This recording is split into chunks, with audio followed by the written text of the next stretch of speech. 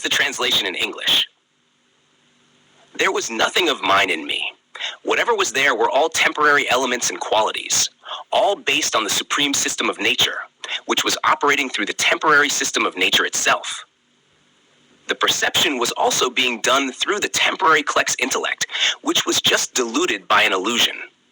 This illusion was filled with examples and evidence of temporary complex intellect, past figures, and even in the present, the search continues for what has never been found.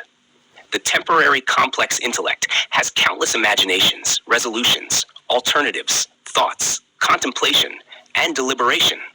And once someone takes it seriously, they get lost in it, starting to believe in the imagined as truth, and then imposing that imagined truth onto others. It appears in the form of initiation, devoid of logic and reason, emerging as a tradition, custom, or principle, which is just a blind belief or superstition. Only rigid followers adhere to it, and they are not discerning. Just by the words of such blind followers, the gurus and saints, deluded in their imaginary superiority, get further confused.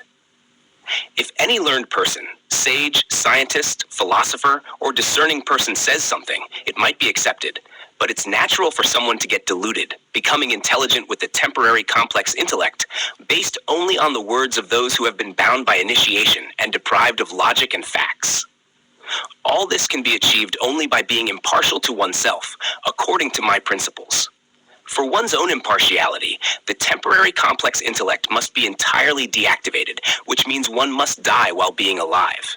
This is because understanding the entire infinite vast material creation is only possible through intelligence derived from the temporary complex intellect. Every being can live only through intelligence derived from the temporary complex intellect. There is nothing in the human species that is not present in other species. In the entire infinite vast material creation, every particle or atom has everything that a big elephant or any larger entity, living or non-living, possesses. In the entire infinite vast material creation, even if the universe we exist in, which contains billions of galaxies and solar systems, and on this smallest planet named Earth, does not exist, it wouldn't make the slightest difference to nature's supreme system. What are we and what is our significance? If the temperature changes even a little, nothing will remain.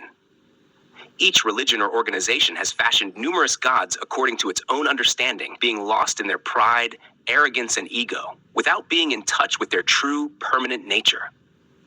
As a result, the human species, despite having the best body and the precious jewels of breath and time as private assets, continues to deceive and cheat themselves under the illusion of falsehood and deceit, living for the sake of others to be recognized or to forget themselves.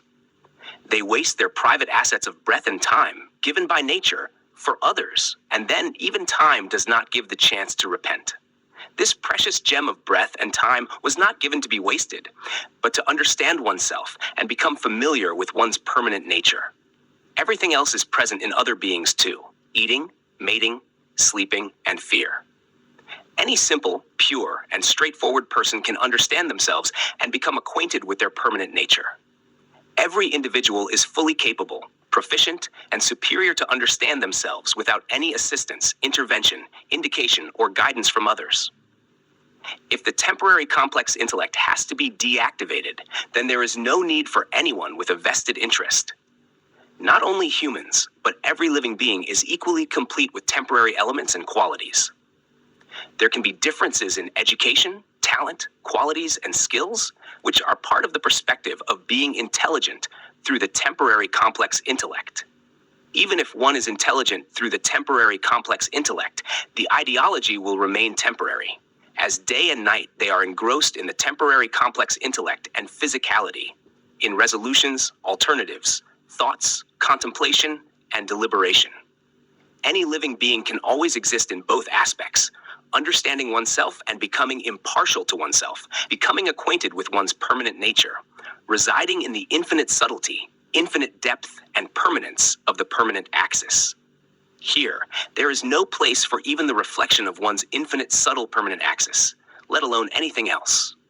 The other aspect is the temporary infinite vast material creation perceived through the temporary complex intellect and made of temporary elements and qualities. Its existence ends after one becomes acquainted with one's permanent nature. Then, the reflection of it is perceived only in the heart and conscience, while staying in reality in the permanent axis.